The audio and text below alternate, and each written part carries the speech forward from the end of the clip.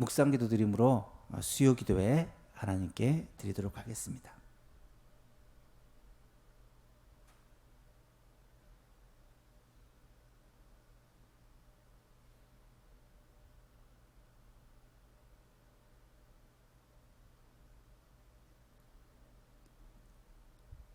참 좋으신 하나님 아버지 감사합니다.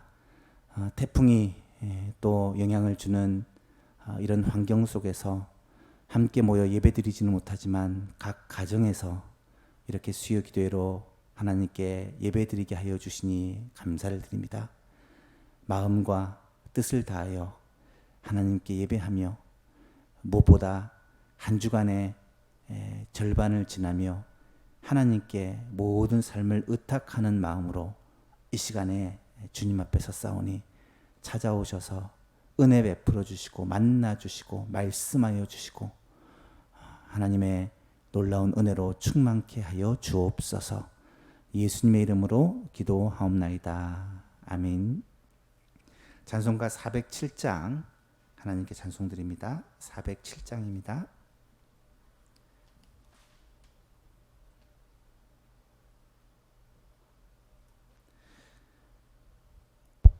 구주와 함께 나 죽었으니 구주와 함께 나 살았도다. 영광의 그날에 이르도록 언제나 주만 바라봅니다.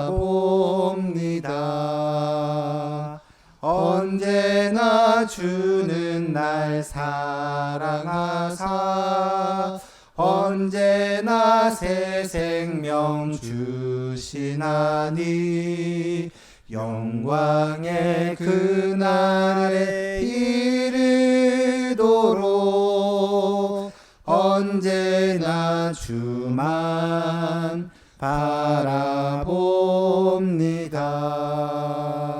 맘속에 시험을 받을 때와 무거운 근심이 있을 때에 주께서 그때도 같이 하사 언제나 나를 도와주시네.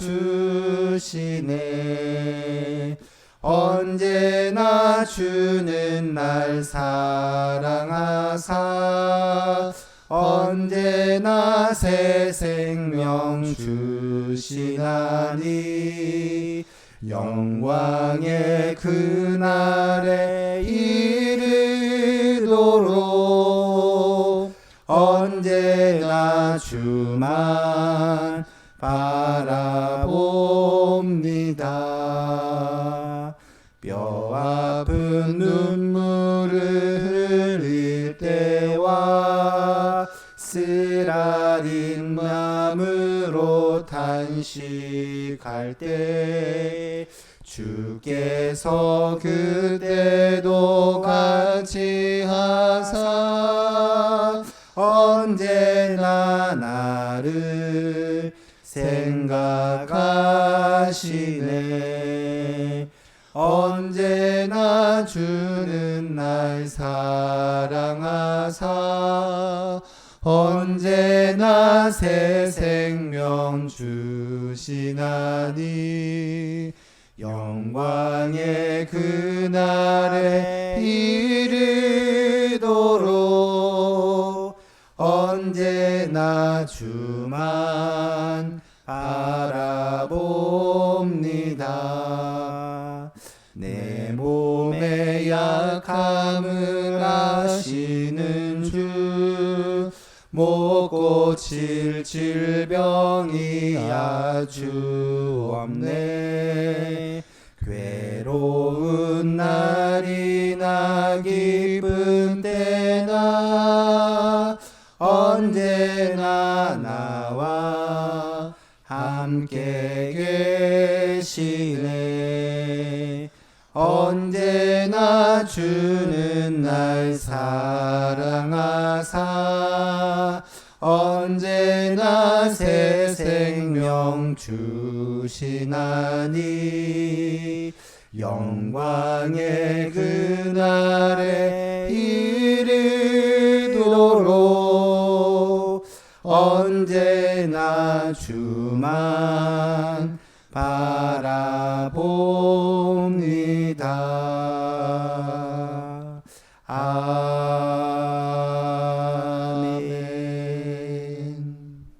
하우숙 전도사님 기도 인도해 주시겠습니다. 여호와는 나의 목자시니 내게 부족함이 없으리로다. 그가 나를 푸른 풀밭에 누이시며 쉴 만한 물가로 인도하시는도다. 내 영혼을 소생시키시고 자기 이름을 위하여 의의 길로 인도하시는도다. 내가 사망의 음침한 골짜기로 다닐지라도 해를 두려워하지 않을 것은 주께서 나와 함께 하심이라. 아멘. 세상 모든 풍파 속에서도 주님께서 주시는 평안으로 3일 동안도 지켜주시고 수요 기도회로 각 가정에서 하나님께 예배드리게 하심을 감사드립니다.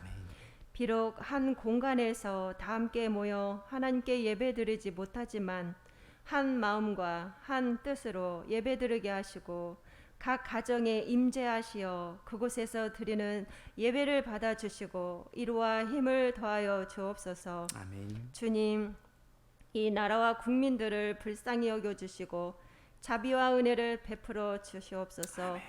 하나님을 경외함으로 모든 죄악에서 돌이키게 하시고 주님께서 세우신 질서를 따라 공의와 정의를 행하며 복음 전파의 사명을 잘 감당하게 하옵소서. 아멘. 코로나19가 속히 종식되게 하시고 치료제가 개발되어 모든 국민들을 치료하여 생명을 지켜주시고 모든 일상생활과 신앙생활이 온전하게 회복되게 하여 주시옵소서. 아멘. 또한 태풍이 북상하고 있습니다. 태풍으로부터 모든 국민들을 안전하게 지켜주시옵소서. 주님, 예수만교회 모든 성도님들의 가정과 직장과 사업장과 출입을 안전하게 지켜주시고 모든 환우들을 머리에서 발끝까지 친히 안수하여 깨끗하게 고쳐주시옵소서. 아멘. 범사의 모든 일들이 주님의 뜻 안에서 형통하게 하여 주시고 주님께서 영광을 받아 주시옵소서. 날마다 말씀과 기도로 항상 깨어있게 하시고 영적인 분별력을 더하여 주옵소서. 목사님과 장로님들을 주님의 오른팔로 붙들어 주시고 성령과 지혜가 충만하여 예수만 교회를 하나님의 뜻 가운데 온전히 세워가게 하시고 주신 사명 잘 감당하게 하여 주옵소서. 아멘. 예수만 교회 다음 세대가 소망이 있게 하시고 신앙의 전수가 온전히 이루어지도록 주님 도와주시옵소서. 아멘. 이 시간 말씀을 전하는 목사님을 장중의 능력으로 붙들어 주시고 말씀의 통로로 사용하여 주시며 모든 성도님들이 말씀을 깨달아 순종하며 살도록 도와주시옵소서. 모든 것 감사드리며 예수님의 이름으로 기도드리옵나이다. 아멘.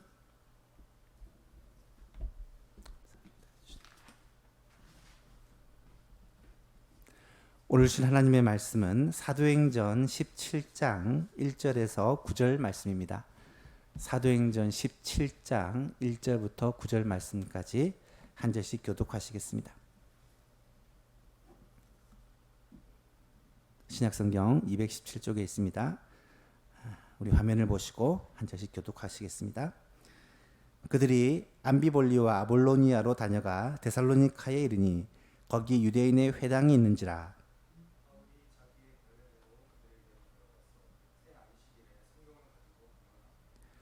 뜻을 풀어 그리스도가 해를 받고 죽은 자 가운데서 다시 살아나야 할 것을 증언하고 이르되 내가 너희에게 전하는 이 예수가 곧 그리스도라 하니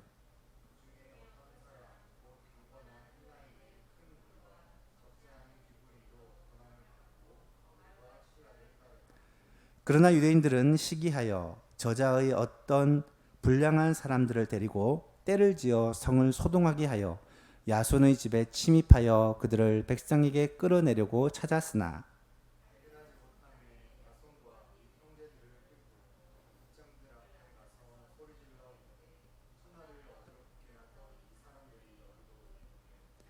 야손이 그들을 맞아들였도다.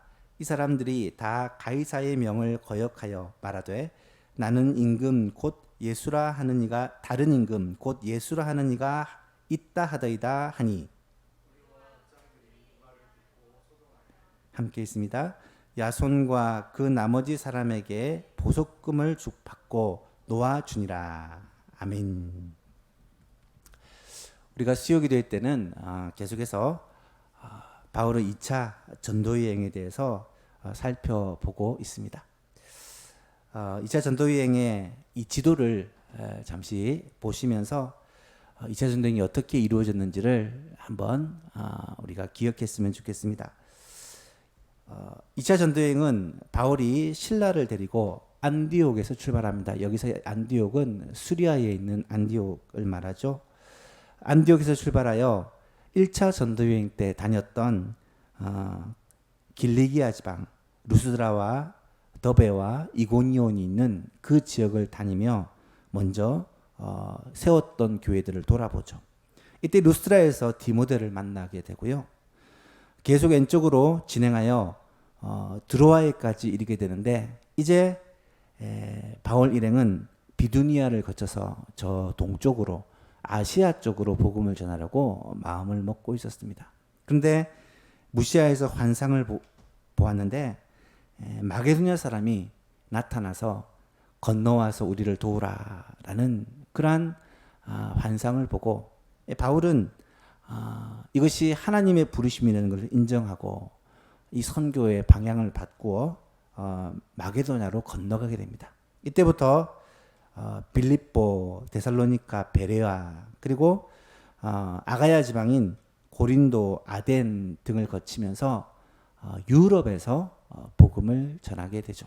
그래서 이 2차 전도 여행은 약 3년 정도의 기간 동안 아시아 지역과 유럽 지역에 복음을 전한 그러한 전도 여행이 되었다라는 것을 알 수 있고요. 이때부터 복음이 아시아 쪽보다는 유럽 쪽으로 먼저 전해지는 그러한 역사가 있게 됩니다. 지난 시간까지는 우리가 이 빌립보에서 있었던 일들을 자세하게 살펴보았는데요. 빌립보에서는 몇 가지 놀라운 일들이 일어납니다. 원래 빌립보는 이 마게도냐 지역의 첫 성이라고 소개를 하고 있죠. 바울 일행은 유럽에서 복음을 전할 계획이었지만 하나님이 꿈을 통해 이 마게도냐로 바울 일행을 인도하셨기 때문에 그곳에서 하나님의 복음을 전하게 됩니다만 이 마게도냐 지역은 유럽은 바울에게 있어서는 사실 여러 가지로 불편한 지역입니다. 인종도 다르고 언어도 다르고 문화도 낯선 지역이죠. 그곳에는 유대인들이 많이 살지 않았기 때문에 큰 도시를 제외하고는 유대인의 회당도 없었다는 거죠. 그래서 그곳에서 복음을 전할 때 어떻게 할까 고민을 하고 있었는데 하나님께서는 마게도냐 첫성인 빌립보에서 자색 옷감 장사인 루디아를 만나게 해주심으로 이 선교의 물꼬를 트게 됩니다. 루디아는 아시아의 두아디라 지방의 출신의 여성 사업가로서 이 빌립보에 정착하여 사업에 성공한 사람이었던 것 같아요. 이 여인은 바울의 말을 듣고 복음을 듣게 되고 영접하게 되고 예수를 믿게 된 후에 이 바울 일행 선교팀을 위하여 자신의 집을 내놓겠다라고 드립니다. 그래서 이 집이 선교팀의 숙소로 또 최초의 유럽 교회인 빌립보 교회가 되게 되죠. 루디아를 통해서 빌립보 전도를 위한 이 선교 캠프를 얻은 바울 일행은 이제 힘을 얻고 본격적으로 전도를 시작하려고 하는데 뜻하지 않은 일을 만나게 됩니다. 귀신 들려 점치는 한 여인이 자꾸 이 바울 일행의 선교를 방해하는 거예요. 그래서 바울이 명하여 귀신을 그 여자에게서 나오도록 하였는데 이 사건으로 인해 이 여인을 통해 돈을 벌던 그들의 주인들이 이 바울을 고발하고 이 바울을 고소하여 바울이 큰 어려움에 처하게 되죠. 불법적인 재판을 통해 많이 맞고 또 감옥에 갇히게 됩니다. 그런데 그 빌립보 감옥에까지 하나님이 친히 찾아오셔서 하나님의 놀라운 기적을 경험하게 하셨습니다. 밤중에 지진이 나서 감옥의 문이 열리고 손과 발을 묶고 있던 착고가 풀어지는 역사가 일어나게 되죠. 그보다 더 놀라운 기적은 이 사건을 통해 간수와 그의 가정이 예수를 믿게 되었다라는 것이죠. 루디아의 가정과 이 간수의 가정을 중심으로 해서 이제 이 빌립보에 믿는 자들이 생겨나고 그들이 이 루디아의 집을 중심으로 해서 교회가 세워져 갈 때쯤에 바울은 이 빌립보를 떠나서 또 다른 지역으로 복음을 전하게 되죠. 오늘 본문에 보니까 이 빌립보를 떠난 후에 데살로니가로 가서 복음을 전했다라고 기록을 하고 있습니다. 1절에 보십시오. 그들이 암비볼리아 아볼로니아를 다녀가 데살로니가에 이르니 거기 유대인의 회당이 있는지라. 암비볼리와 아볼로니아는 아마 머물면서 복음을 전하지는 않은 것 같아요. 이곳은 빌립보와 마찬가지로 작은 성이었고 그러다 보니까 유대인들이 10명 이상 거주하지 않았기 때문에 유대인의 회당이 없었던 것 같아요. 그래서 그곳은 잠시 지나가고 이 데살로니가라는 도시에 와서 본격적으로 복음을 전하게 됩니다. 이 데살로니가는 여러분이 아마 많이 익숙한 도시일 텐데요. 올해 초 우리가 건강한 교회의 성경적 모델로 데살로니가 교회를 우리가 살펴보았습니다. 데살로니가라는 이 도시는 마게도냐 지역의 수도요, 또 항구 도시로 꽤 큰 도시였다라는 것을 말씀을 드렸습니다. 지금도 이 데살로니가는 테살로니키라고 불리는 도시로 이 그리스 전체에서 아테네 다음으로 큰 제2의 도시라고 합니다. 이 당시에도 이 도시는 매우 발달되어서 심지어 로마와 콘스탄티노플과 더불어 세계의 3대 도시다라고 불릴 정도로 큰 도시요. 인구도 20만 명 이상이 살았던 그런 대도시였다라는 것을 기록을 통해 알 수가 있죠. 여러분, 모든 길은 로마로 통한다는 말 들어보셨죠? 로마는 아주 넓은 식민 지역을 통치하기 위해 이 로마를 중심으로 전 세계를 묶는 대도로막을 형성을 합니다.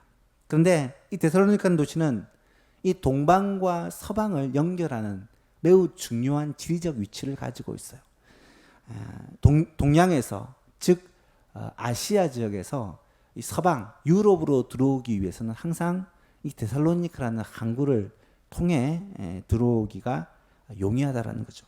그래서 이 데살로니가에는 사람들의 왕래가 굉장히 많았고 상업이 발달했고 또 물질이 돈이 많이 돌았으며 대도시들의 공통적인 특징인 성적, 도덕적, 종교적으로 타락한 도시였다라는 것을 알 수가 있습니다. 특히 영적으로 매우 타락한 도시가 바로 데살로니가였는데요. 술의 신이며 쾌락의 신인 디오니소스를 섬기는 이 도시는 성적인 방종과 함께 타락이 굉장히 심하였고 오늘날 대부분의 대도시가 그렇듯이 온갖 우상의 그러한 우상으로 가득한 영적으로 굉장히 혼미한 도시가 데살로니가였다라는 것을 알 수 있습니다. 그런데 이 데살로니가가 바울 사도에게 있어서는 굉장히 선교적 요충지가 될 수밖에 없는 이유는 이 마게도냐 지역의 제일 큰 도시로서 이 데살로니가를 복음으로 정복을 하면 마게도냐 전체에 복음이 전해질 수 있을 뿐만 아니라 로마의 3대 도시, 세계의 3대 도시라고 얘기를 했죠. 이 복음의 영향력이 굉장히 넓은 지역까지 전해질 수 있는 영향력이 있는 도시였기 때문에 그래서 바울은 이 데살로니가에 더욱더 복음을 전하고자 했던 것 같습니다. 그런데 오늘 본문에 보니까 데살로니가 교회가 바울이 원했던 대로 오랫동안 집중적으로 복음을 전할 수 있는 환경이 되지를 못한 거예요. 2절과 3절 말씀을 보니까 굉장히 짧은 기간에 이 데살로니가에서 복음을 전하고 쫓겨나는 바울을 발견하게 됩니다. 2절 3절을 보십시오. 바울이 자기의 관례대로 그들에게 들어가서 지금 유대인의 회당을 찾아간 거예요. 새 안식일에 성경을 가지고 강론하여 새 안식일 동안 성경을 가지고 강론했다는 말은 3주 가서 설교를 한 겁니다. 뜻을 풀어 그리스도가 해를 받고 죽은 자 가운데서 다시 살아나야 할 것을 증언하고 이르되 내가 너희에게 전하는 예수가 바로 그리스도다. 구약에서 예언한 메시아다라는 것을 말했다는 거죠. 여러분 3주면은 굉장히 짧은 시간입니다. 그런데 그 짧은 시간 동안 바울은 복음의 핵심에 대해서 다 말하고 있습니다. 복음의 핵심이 무엇입니까? 주로 유대인의 회당에 모인 사람들은 유대인들이었기 때문에 그들이 알고 있는 이 구약에서 예언한 메시아, 하나님이 장차 다윗의 자손으로 보내실 그 메시아가 바로 예수님이다라는 것을 증명하여 설명하고 있는 거예요. 그 메시아가 구약의 예언을 보니까 고난을 받고 죽으실 것이고 사흘 만에 다시 살아나실 것이다 라는 것을 성경을 가지고 설명을 하는 것입니다. 예수님께서 실제로 베들레헴에서 태어나셔서 십자가에서 죽으시고 부활하셨다. 그 예수님을 믿는 자는 구원을 얻는다 라는 이 구원의 복음을 그들에게 전한 것이죠. 복음의 가장 중요한 핵심을 전하니까 어떠한 결과가 나타나고 있습니까? 4절에 그중 어떤 사람 곧 경건한 헬라인의 큰 무리와 적지 않은 귀부인도 바울이 권하는 그 권함을 받고 바울과 실라를 따랐다. 이 말은 예수를 믿었다라는 말이죠. 바울이 전한 복음을 듣고는 믿는 자들이 생겨났습니다. 그런데 놀랍게도 이들은 유대인들이 아니라 경건한 헬라인의 큰 무리, 이방인들이고요. 적지 않은 귀부인, 이들도 아마 이방인을 가리키는 표현입니다. 이들은 유대인이 아니지만 구약 성경에 대해서 잘 알지 못하는 사람이지만 바울이 전한 이 그리스도, 예수 그리스도에 대한 복음을 듣고는 예수님을 믿었다라는 것이죠. 그렇다면 바울이 주요 관심사요. 바울이 진짜로 복음을 전하기 원했던 유대인들은 어떻게 되었느냐? 유대인들은 복음을 받아들이지 않았을 뿐만 아니라 오히려 바울을 대적하고 핍박합니다. 5절 이하를 보세요. 그러나 유대인들은 시기하여 저자의 어떤 불량한 사람들을 데리고 때를 지어 성을 소동하게 하여 야손의 집에 침입하여 그들을 백성에게 끌어내려 찾았으나. 무슨 말입니까? 시기했다라는 말은 이방인들이 복음 받는 것을 보고 시기의 마음이 들었다는 거예요. 자기들도 빨리 회개하고 복음을 받으면 될 텐데 오히려 시기심에 어떤 일을 벌이느냐. 저자의 어떤 불량한 사람들을 데리고 왔다는 말은 저자는 시장을 말해요. 오늘날로 얘기하면 시장에 있는 깡패들을 데리고 온 거예요. 깡패들을 돈을 주고 사왔겠죠. 그들을 데리고 와서 때를 지어 성을 소동하게 했다라는 말은 이 바울과 이 바울 일행에 대해서 엄청난 소동을 일으켰다라는 말입니다. 야손의 집에 침입하여 야손과 그 형제들을 끌고 가는 장면이 6절에 나타나요. 바울과 실라가 그 자리에 없으니까 야손이라는 사람과 몇 형제들을 끌고 읍장들 앞으로 가서 소리 질러 이르되 천하를 어지럽게 하던 이 사람들이 여기도 이름에 야손이 그를 맞아들였도다. 이 사람들이 다 가이사의 명을 거역하여 말하되 다른 임금 곧 예수라는 이가 있다 하더이다 하니. 여러분, 지금 이 사람들이 어떻게 바울 일행을 고발하고 있느냐. 바울과 실라가 보이지 않자 야손이라는 사람, 아마 바울과 함께 있었던 사람 중 한 명이었던 것 같아요. 이 야손이라는 사람을 붙들고 또 주위의 몇몇 사람을 붙들어서 읍장들 앞으로, 이 재판관들 앞으로 끌고 간 거예요. 그리고 바울의 무리들을 고발을 하는데 뭐라고 고발을 하냐면 천하를 어지럽게 하였던 사람들이 여기도 와서 지금 이 도시에 소동을 일으키고 있다. 여러분, 소동을 누가 일으켰습니까? 유대인들이 자기들이 시장에 있는 깡패들을 돈을 주고 불러와서 지금 소동을 일으켜 놓고는 바울과 실라와 복음을 전하는 사람들이 이 소동을 일으키는 것처럼 지금 고발을 하고 있다는 거예요. 왜 그런가요? 말씀드렸듯이 이 로마의 식민지 지역에서는 소동 일으키는 것을 제일 예민하게 반응을 했습니다. 왜냐하면 로마 왕제의 통치를 강력하게 하기 위해서는 반발이 없어야 되기 때문에 이것을 각 도시를 다스리는 지도자들의 최고의 덕목으로 꼽았던 것이죠.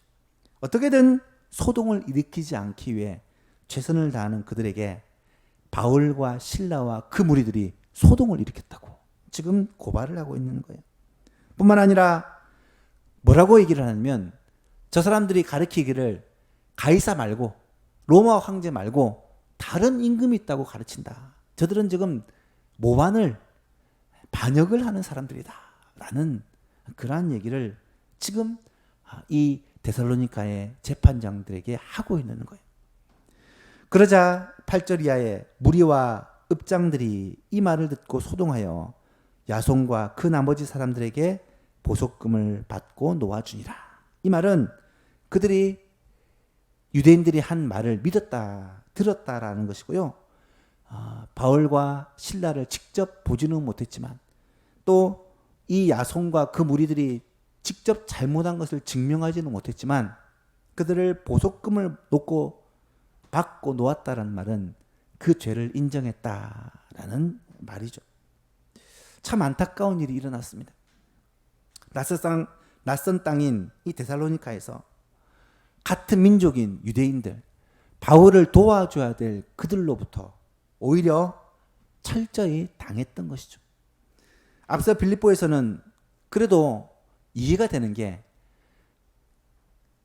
이 귀신 들린 여인이 자신들의 돈줄인데 이 돈 버는 일이 그쳤기 때문에 홧김에 그렇게 바울을 고소했다라고 이해는 할 수 있겠는데 이 사람들은 도대체 이해할 수 없는 이유로 같은 민족이었던 바울과 또 바울 일행을 지금 고발하고 있는 거예요. 고난을 당하게 하고 있는 것입니다. 그것도 시장에서 돈을 주고 깡패를 사다가 이 소동을 벌이고 있다는 것입니다. 바울이 보이지 않고 실라가 보이지 않으니까 바울과 함께 있었던 사람 중에 아무나 붙잡아가지고 끌고 가서 재판장에게 고소를 하고 그것도 이들이 온 도시를, 온 나라를 그렇게 지금 어지럽힌다고. 더구나 로마 황제를 황제라고 하지 않고 다른 왕이 있다고 지금 그들이 선동을 한다고 그렇게 고발을 하는 참 치사하고 못됐다라는 생각이 들 수밖에 없죠. 결국 바울과 실라는 그 밤에 몰래 베레아로 도망을 해야만 했습니다. 10절에 보니까 밤에 형제들이 곧 바울과 실라를 베레아로 보내니 그들이 거기서 유대인의 회당에 들어가니라. 바울과 실라는 데살로니가를 곧 떠나야만 했고 그렇게 베레아라는 다른 도시로 옮겨 가게 됩니다. 여러분, 바울의 선교 여행을 보시면 평탄한 적이 거의 없었습니다. 늘 핍박받고 늘 억울한 일을 당하고 늘 쫓겨나고 늘 불법 재판의 희생자가 되곤 했죠. 그런데 바울의 선교팀은 어떻게 합니까? 이런 일에 대해서 자신의 억울함을 적극적으로 변호하거나 법적인 대항을 한다거나 자신들의 따르는 세력들을 가지고 물리적인 대항을 한다거나 그렇게 하지 않습니다. 아니, 그렇게 하려고도 하지 않습니다. 오히려 때리면 맞고 쫓아내면 쫓겨나고 가두면 갇히고 그러면서 복음을 전하는 거예요. 왜 그랬을까요? 이 모습을 보면 우리는 자연스럽게 예수님의 모습을 떠올립니다. 그들은 복음을 전하는, 그들에게 복음을 전하는 이 한 가지 목적을 가지고 있었기 때문에 혹시 내가 고난을 당해도, 혹시 내가 억울한 일을 당해도, 이유 없이 불이익을 당해도 그것을 개의치 않고 어떻게든 이 복음을 전하여 저 영혼을 살리겠다는 그 마음 하나만으로 사역을 감당했다는 것이죠. 사실 바울이 당했던 고난은요, 차마 말로 다할 수 없을 정도로 많고 심각했습니다. 나중에 바울이 고린도후서 11장에서 자신이 당한 고난을 잠시 회고하는 장면이 나타나는데요. 11장 23절 이하에 보니까 내가 수고를 넘치도록 하고 옥에 갇히기도 더 많이 하고 매도 수없이 맞고 여러 번 죽을 뻔하였으니 유대인들에게 40에 하나 감한매를 5번 맞았으며 40대를 맞으면 죽거나 불구가 되기 때문에 하나 감에서 39대를 치는 그 매를 5번이나 맞았대요. 3번은 태장으로 맞고 1번은 돌로 맞고 3번은 파선하고 배를 타는 가운데 파선했다는 말이죠. 일주야를 깊은 바다에서 지냈으며 여러 번 여행하면서 강의 위험과 강도의 위험과 동족의 위험, 유대인의 위험이죠. 오늘 지금 데살로니가에서 당하는 것처럼 이방인의 위험과 시내의 위험과 광야의 위험과 바다의 위험과 거짓 형제 중의 위험을 당하고 또 수고하며 애쓰고 여러 번 자지 못하고 줄이며 목마르고 여러 번 굶고 춥고 헐벗었노라. 여러분, 이것은 바울이 당했던 수많은 고난들을 고백하면서 내가 이렇게 고난을 받았음에도 불구하고 하나님의 복음 전하는 이 일을 위해서 이 고난받는 것을 기쁘게 여기고 이것을 감내해냈다는 거죠. 그런데도 놀랍게도 하나님께서는 이 바울의 고난과 헌신을 아셨기에 그렇기 때문에 고난 가운데서도 모든 것이 다 틀어지고 불가능해진 것처럼 보이는 상황 가운데서도 하나님께서는 은혜를 베풀어 주신 것입니다. 그 증거가 무엇입니까? 4절에 보시니까 그 중에 어떤 사람 곧 경건한 헬라인의 큰 무리와 적지 않은 귀부인도 고난을 받고 바울과 실라를 따르나. 여러분, 그들은 유대인들이 아니죠. 그들은 구약 성경을 잘 알지 못하는 사람들이고 사실 바울이 그들보다 유대인을 더 기대를 했을 거예요. 복음을 전하면서도. 그런데 오히려 이방인들이 여호와 하나님과는 상관없는 사람들이 바울이 전하는 복음을 받고는요, 그 복음을 믿었다는 거예요. 받아들였다는 거예요. 영접했다는 거예요. 뿐만 아닙니다. 더 놀라운 사실이 있어요. 우리가 데살로니가 전서를 읽으면서 살펴보았듯이 그렇게 바울과 실라는 데살로니가를 떠나버렸어요. 그런데 남아있는 사람들은 이 바울과 실라에게 집중되었던 그 고난을 다 감내를 해야만 했습니다. 그런데 어떤 일이 벌어집니까? 그들은요, 신앙을 포기하지 않습니다. 고난 가운데서, 많은 환난 가운데서도 믿음을 지켰다라는 거예요. 뿐만 아니라 그들의 신앙이 많은 사람들에게 모범을 보이고 좋은 영향력을 미치더라는 거예요. 여러분 놀랍지 않습니까? 그 짧은 기간 바울로부터 복음을 들었던 이방인들 위주의 성도들이 그렇게 믿음을 잘 지키고 신앙생활을 잘하고 있다는 거예요. 바울은 디모데를 통해서 이 소식을 전해 듣고는 너무나도 깜짝 놀라고 기쁘고 감사해서 하나님을 찬양하고 데살로니가 전서라는 편지를 써서 그들에게 보내지 않습니까? 우리가 이미 살펴보았던 내용입니다. 사랑하는 성도 여러분, 바울의 입장에서 한번 생각해 보시기 바랍니다.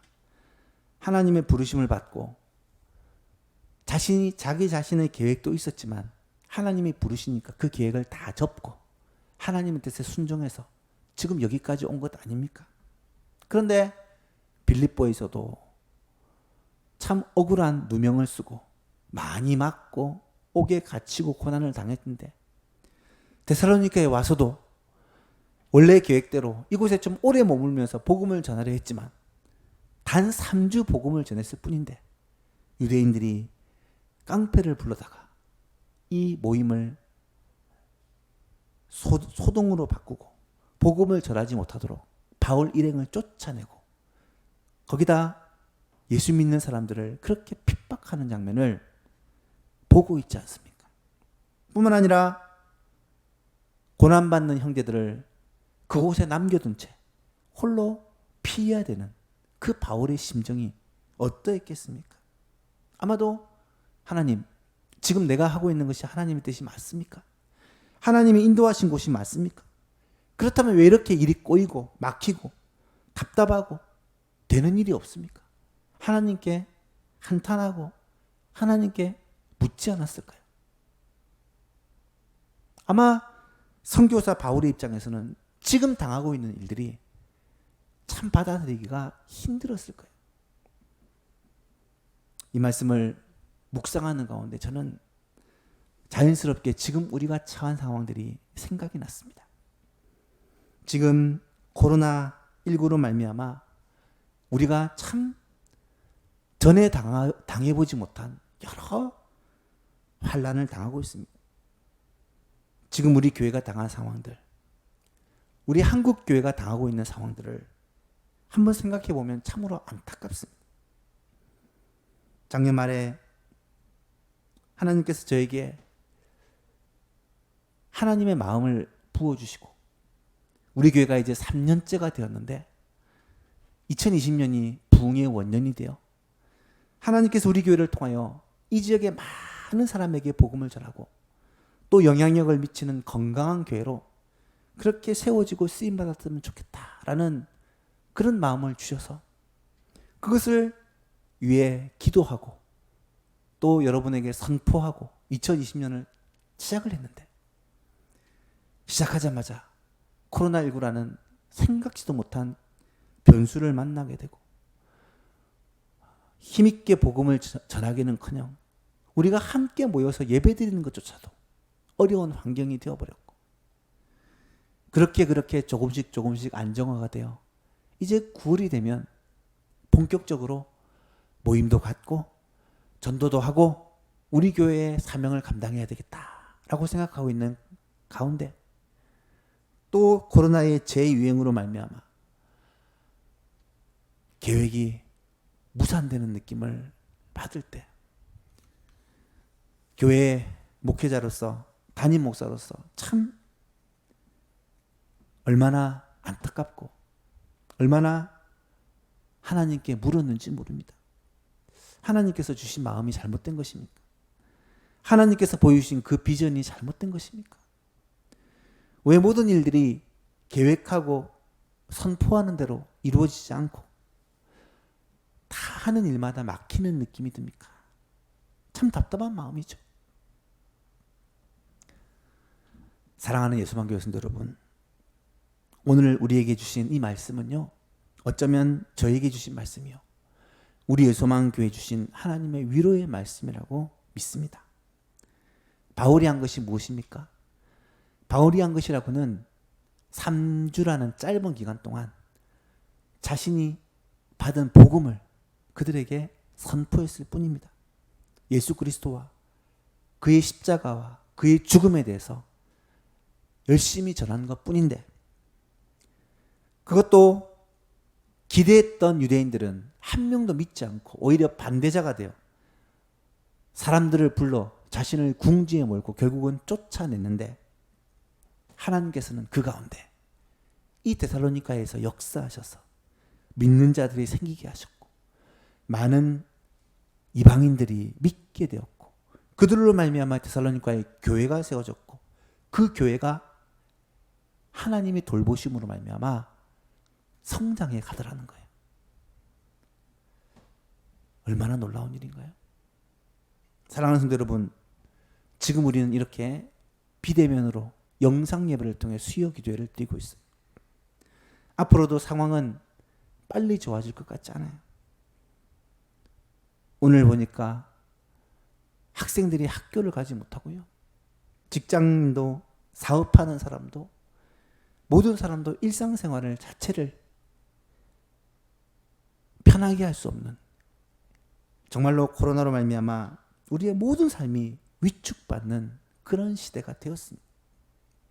거기에다 교회는 마치 이 일의 원인 제공자인 것처럼, 죄인인 것처럼 취급받고 사회로부터 비난을 받고 있는 형편입니다. 여러분, 이런 상황에서 우리는 과연 무엇을 어떻게 해야 하겠습니까? 저는 이 말씀을 읽고 묵상하는 가운데 위로와 힘을 얻고 동시에 주님의 음성을 듣습니다. 아무리 힘들어도 우리가 해야 할 일은 하자는 거예요. 비록 당분간은 함께 모이는 것이 어려울 것이고 성도들의 얼굴을 대면하여 볼 수 없을 것이고 교회에 나와서 함께 예배드리지 못하지만 그럼에도 불구하고 우리가 할 수 있는 최선의 일을 감당하자는 것입니다. 바울이 새 안식일 동안 회당에서 힘을 다해 복음을 전했던 것처럼 우리도 주일 예배와 주일 오후 가정 예배와 온라인을 통해서 드리지만 수요 기도회와 금요 기도회를 함께하고 참여하자는 거예요. 매일매일 새벽에 새벽 기도회 대신에 개인적으로 말씀을 묵상하고 홈페이지에 있는 매일 묵상 나눔을 통해 함께 하나님의 마음을 공유하자는 것입니다. 여러분이 집에서 하나님을 찬송하고 개인적으로 하나님의 말씀을 묵상하고 또 시간 날 때 하나님 앞에 기도하는 것, 이 경건 생활을 계속해서 열심히 하자는 거예요. 그리고 무엇보다 이럴 때일수록 우리는 기도하는 일에 더욱더 힘을 쏟아야 할 것입니다. 무엇을 위해서 기도해야 되겠습니까? 물론 이 나라와 이 민족, 코로나19의 이 상황이 빨리 안정화되고 종식되고 자유로운 신앙생활을 할 수 있기를 위해 기도해야 될 것이고요. 조국 대한민국을 위해서, 한국 교회를 위해서도 기도해야 될 것입니다. 뿐만 아니라 사랑하는 예수만교회, 우리 교회와 우리 성도들을 위해서도 기도해야 할 것입니다. 사랑하는 가족들, 나를 통해 복음을 듣고 구원을 받아야 될 전도 대상자들, 가족들, 이웃들, 친구들을 위해서도 여러분 기도하는 것을 그치지 말아야 할 것입니다. 오늘 이 밤 우리에게 주신 하나님의 말씀을 붙잡고 바울이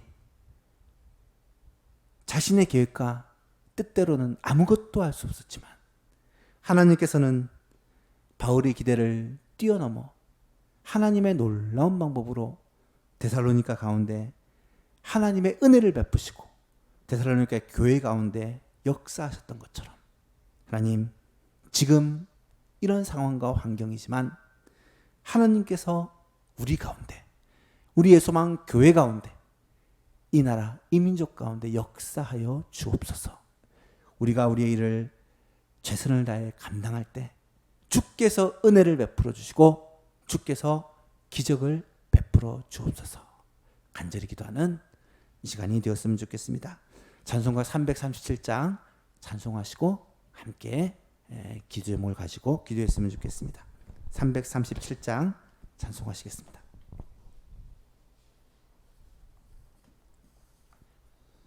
내 모든 시험 무거운 짐을 주 예수 앞에 아뢰이면 근심에 쌓인 날 돌아보사 내 근심 모두 맡으시네.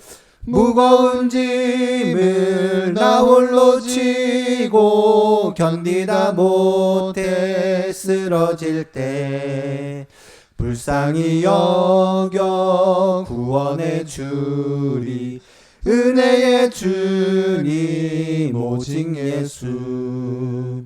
내 모든 괴로움 닥치는 환난 주 예수 앞에 아뢰이면 주께서 친히 날 구해 주사 넓으신 사랑 베푸시네. 무거운 짐을 나 홀로 지고 견디다 못해 쓰러질 때 불쌍히 여겨 구원해 주리 은혜의 주님 오직 예수.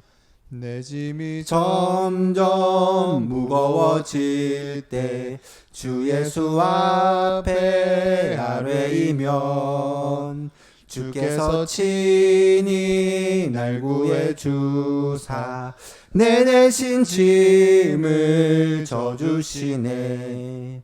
무거운 짐을 나 홀로 지고 견디다 못해 쓰러질 때 불쌍히 여겨 구원해 주리 은혜의 주님 오직 예수.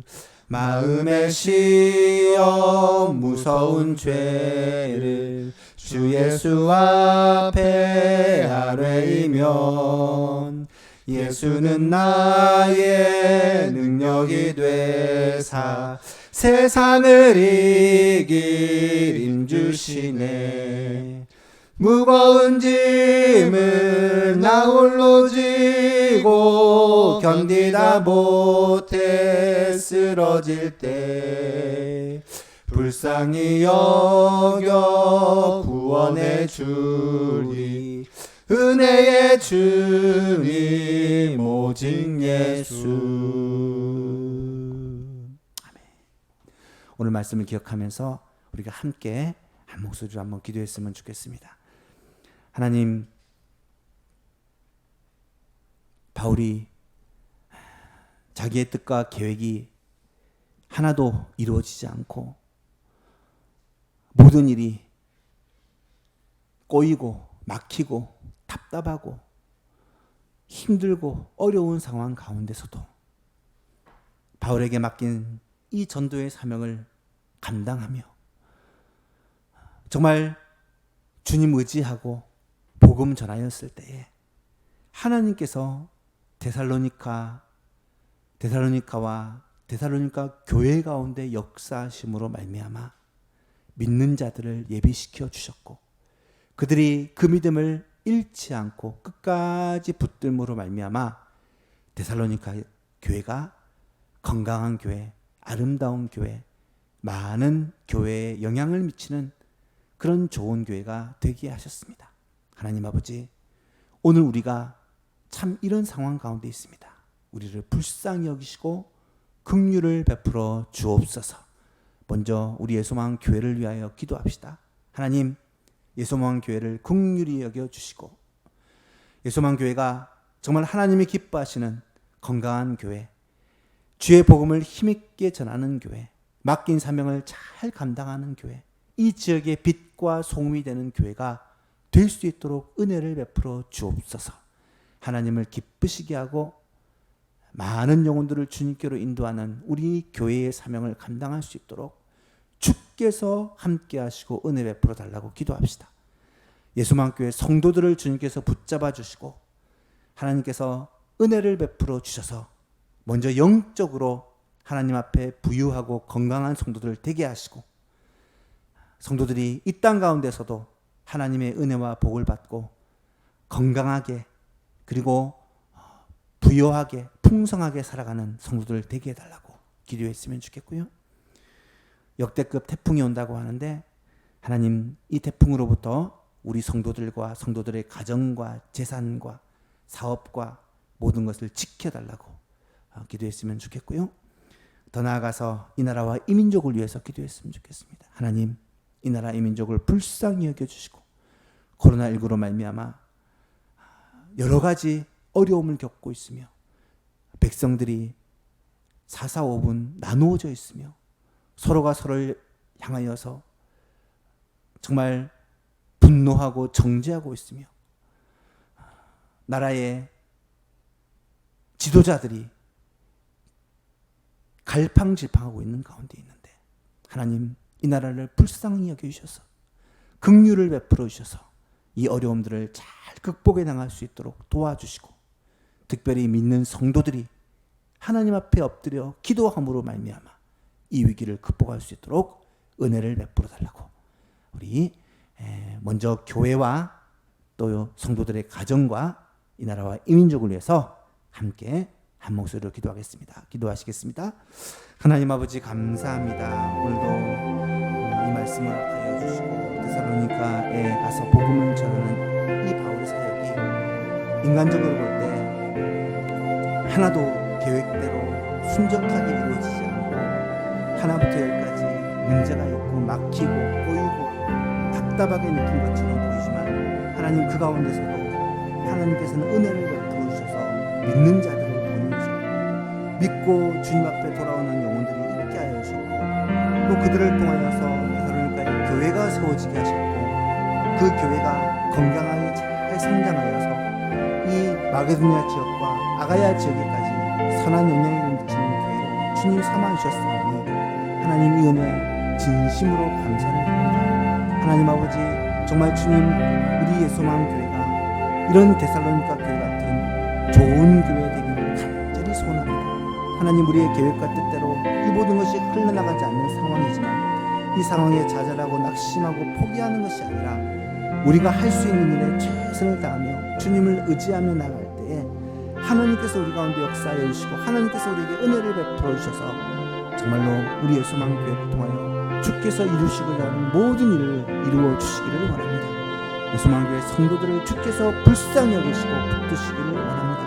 한 사람 한 사람을 주님께서 붙잡으시고 은혜 베풀어 주시며 특별히 하나님 그들의 영적인 건강과 육신의 건강을 주장하여 주시고 가정의 평화를 주시며 하나님께서 함께 하심으로 말미암아 우리 성도들이 믿음으로 잘 이기며 승리하는 성도들 될 수 있도록 도와주시고 역대급 태풍이 온다고 그렇게 두려워하는 가운데 있사오나 하나님께서 지키시고 보호하셔서 우리 예수만교회 성도들을 한 사람도 어려움을 당하지 않도록 하나님께서 꼭 붙잡으시고 함께 하시고 지켜주시옵소서. 하나님 아버지 간절히 기도하는 것은 이 나라와 이 민족을 주님께서 불쌍히 여겨주시고 긍휼을 베풀어 주시고 함께 하여 주시고 회복의 은혜를 베풀어 주옵소서. 코로나19로 말미암아 혼란과 하나님 아버지 갈등이 정말 극에 달하고 있는 가운데 있어 하나님 아버지 지켜주시고 함께 하여 주시고 은혜를 베풀어 주시고 앞서서 이 나라를 인도해가는 지도자들을 불쌍히 여겨주시고 하나님 특별히 한국 교회를 하나님께서 불쌍히 여겨주셔서 한국 교회가 하나님 앞에 바로 서서 간절히 기도하고 정말 주님 앞에 부르짖고 주님 앞에 회개하고 돌이킴으로 말미암아 하나님의 은혜가 이 나라 이 민족 가운데 부어지고 주님의 긍휼과 자비가 이 나라 가운데 부어짐으로 말미암아 여러분들을 잘 극복하고 승리할 수 있도록 주여 은혜를 베풀어 주옵소서. 하나님 아버지 감사합니다. 오늘 우리에게 또 수요 기도회를 허락하여 주셔서 한 주의 가운데 또 하나님의 말씀 붙들고 하나님 앞에 간절히 기도하게 하여 주시니 감사합니다. 하나님 아버지 지난 3일을 은혜로 살아왔으니 이제 남은 3일도 주님 붙들고 은혜 가운데 살아가는 주의 백성들 다 되게 하여 주옵소서. 또 큰 태풍이 영향권에 들고 있는데 하나님께서 꼭 지켜주시고 우리 성도들의 생명과 건강을 지키시고 재산과 모든 소유를 지켜주시기를 원하며 무엇보다 코로나의 이 위협으로부터 우리 성도들을 안전하게 지키시며 하나님께서 함께 하시는 것을 우리 성도들의 가족과 이웃과 친지와 주위의 사람들이 보게 하시고 하나님의 백성답게 주님의 자녀답게 살아가는 우리 모든 예소만 가족들 되게 하여 주옵소서. 그리하여서 하나님의 은혜가 우리 예수만 교회에 부어지고 우리 예수만 교회도 데살로니가 교회와 같이 건강한 교회, 행복한 성도가 되어지고 많은 교회와 많은 사람들에게 선한 영향력을 끼치는 그런 교회로 주님께 귀하게 쓰임받을 수 있도록 은총을 베풀어 주옵소서.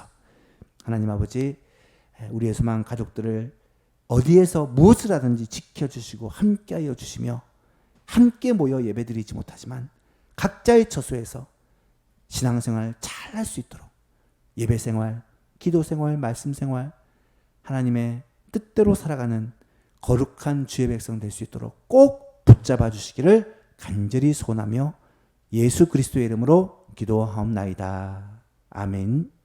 하늘에 계신 우리 아버지여, 이름이 거룩히 여김을 받으시오며 나라가 임하시오며 뜻이 하늘에서 이루어진 것 같이 땅에서도 이루어지이다. 오늘 우리에게 일용할 양식을 주시옵고 우리가 우리에게 죄 지은 자를 사하여 준 것 같이 우리 죄를 사하여 주시옵고 우리를 시험에 들게 하지 마시옵고 다만 악에서 구하시옵소서.